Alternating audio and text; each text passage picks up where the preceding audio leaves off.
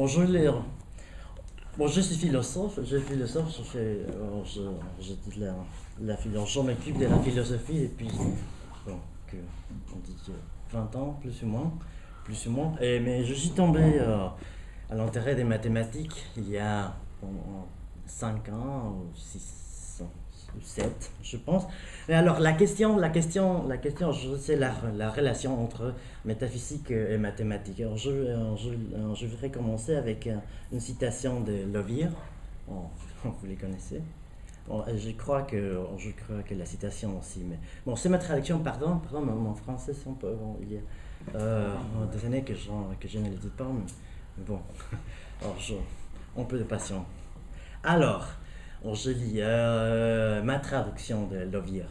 Je suis convaincu que la prochaine décennie, le prochain siècle, les avancements techniques effectués par le cathéoricien seront des valeurs pour la philosophie dialectique.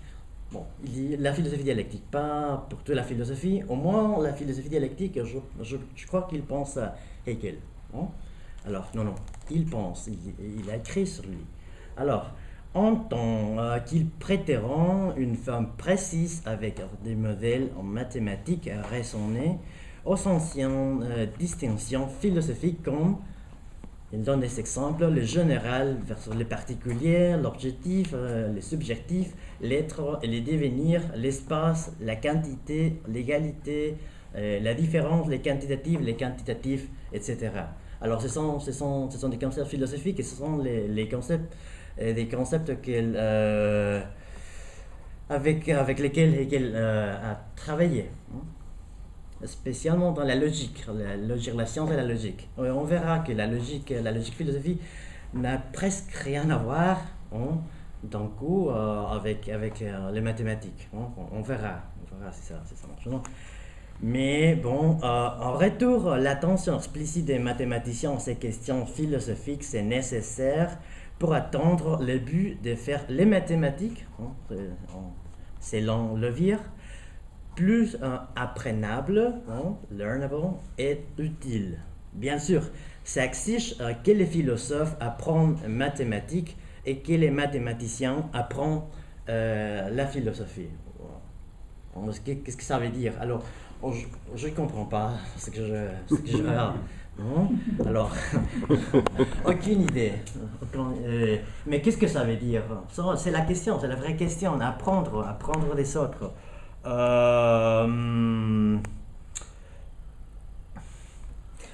Alors pour moi, ce que j'espère, ce que j'attends des mathématiciens, c'est que sinon je peux raconter l'expérience que je fais avec la lecture des mathématiques.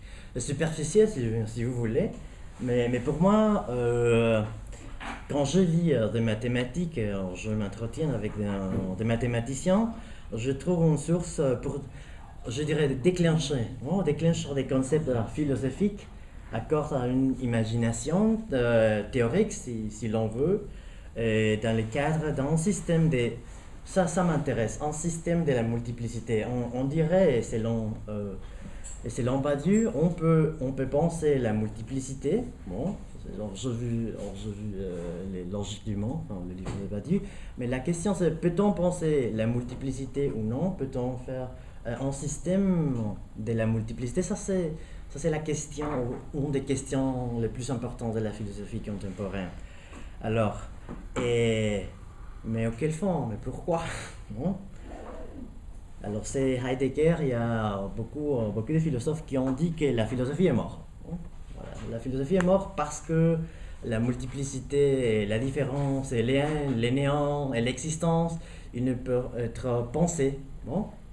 Et les mots-clés qui apparaissent, c'est multiplicité, mais bon, ça a beaucoup à voir avec la différence, les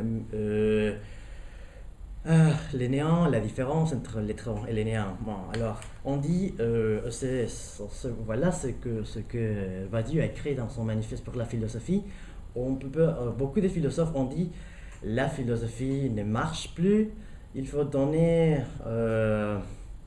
alors, ce sont les poètes, pas les philosophes, ceux qui sont qui ont la tâche de penser la philosophie. C'est ce que la philosophie ne peut plus penser. Alors, mais il dit, je trouve ça très intéressant, il dit, bon, ce sont les mathématiques. Alors, les mathématiques ouvrent une voie pour penser les problèmes de la philosophie, classique de la philosophie. Dans ces moments-là, quand la philosophie dit qu'elle ne peut pas penser, qu'elle ne peut plus penser. Alors, je reviens maintenant à Hegel. Pourquoi Hegel? Bon, je parlais de Heidegger, mais pour moi, on peut rester chez Lovier et dire, ok, il y a des liaisons intéressantes entre la théorie des catégories et Hegel, la philosophie de Hegel. Mais comment? Alors, il y a 3 points très intéressants que Hegel souligne sur la philosophie, la tâche de la philosophie. Alors, numéro 1, la systématicité.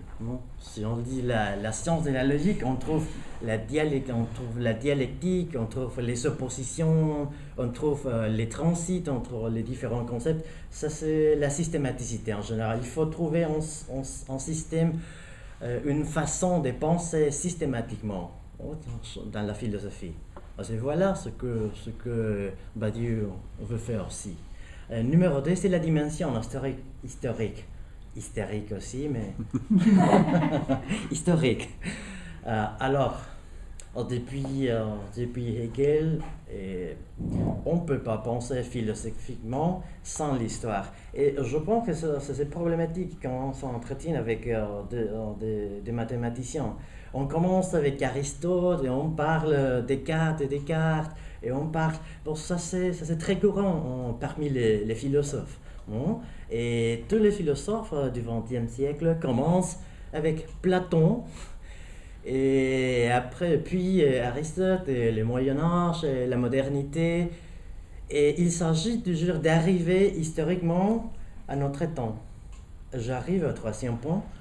Ça veut dire la justification culturelle. Il a écrit, bon, on fait de la philosophie, bon, avec une systématicité et aussi avec une vision historique, mais aussi avec une justification culturelle. Ça veut dire il ne s'agit pas de trouver pourquoi faire de la philosophie et l'utilité, mais ça veut dire pourquoi maintenant et pourquoi ces concepts-là et pas cet autre. Mais le plus important, c'est la relevance. Il a écrit dans la philosophie du droit que la philosophie, c'est penser les temps propres, l'époque, dans des concepts. Ça veut dire la justification culturelle. Et c'est très problématique, je voulais discuter ça avec vous. C'est quoi la systématicité? On peut trouver des concepts dans les champs des mathématiques pour la philosophie, mais la dimension historique, c'est compliqué. Comment lire l'histoire et la relation entre les philosophes et les mathématiciens commence à devenir compliquée. Et la justification culturelle, non? Ça dépend de ma position philosophique, politique, géographique.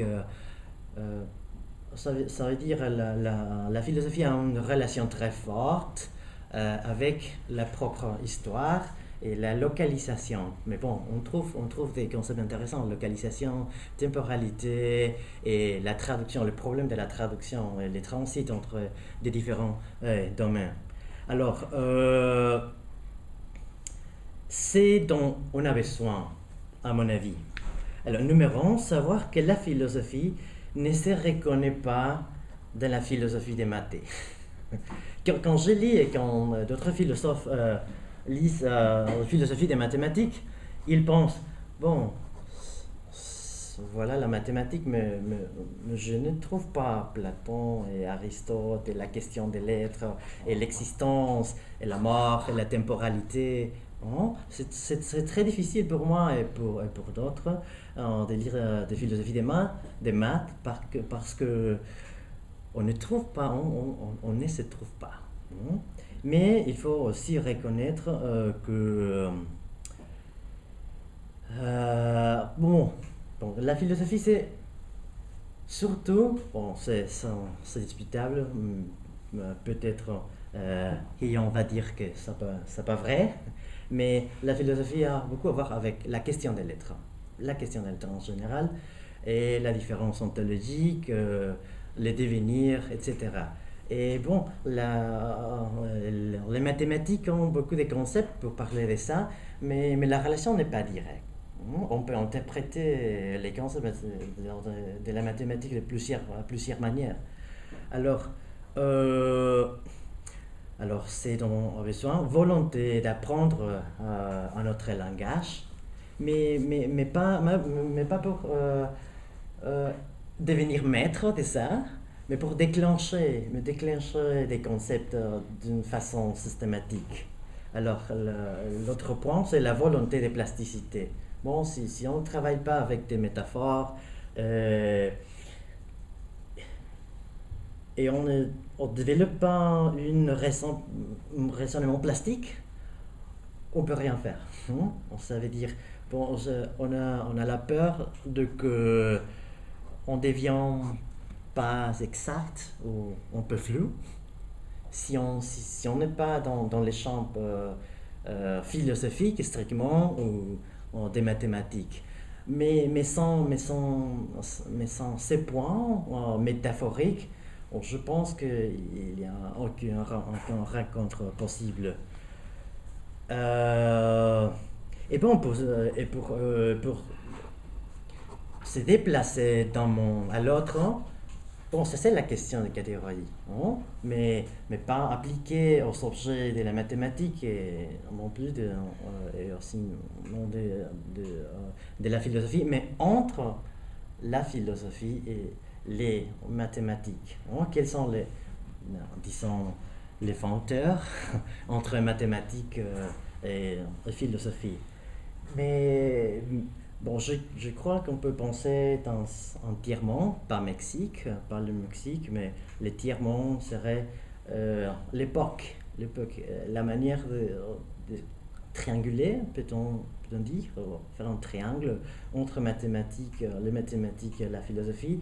C'est à partir de notre contemporanéité, si l'on veut. Alors penser les problèmes de la multiplicité d'interprétations, qu'est-ce que la possibilité de l'unité du savoir, le devenir, la relation entre structure et temporalité, et entre temps espace. Non? Alors, bon, je voudrais finir avec... Bon, je ne vais pas effacer... Je la perds. Tu peux effacer, il n'y a pas de problème. Tiens, un truc.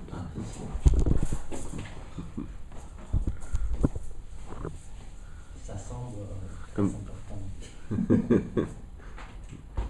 Non, très facile. On peut... Alors, pour commencer, pour trouver un point de relation entre les mathématiques et la philosophie, on peut commencer avec l'être.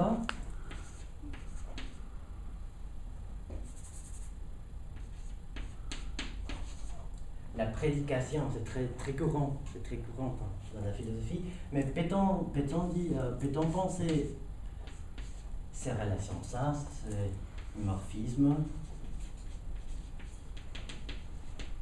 Peut-on penser l'être comme expression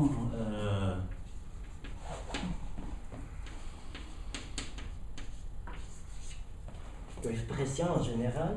Alors, ça veut dire... peut-on penser la question de l'être comme l'expression et la relation entre des objets avec morphisme et... Bon, c'est une idée, on peut discuter ça, mais voilà l'unique résultat que je suis arrivé. Mais bon, on peut commencer avec quelque chose, et merci pour votre attention.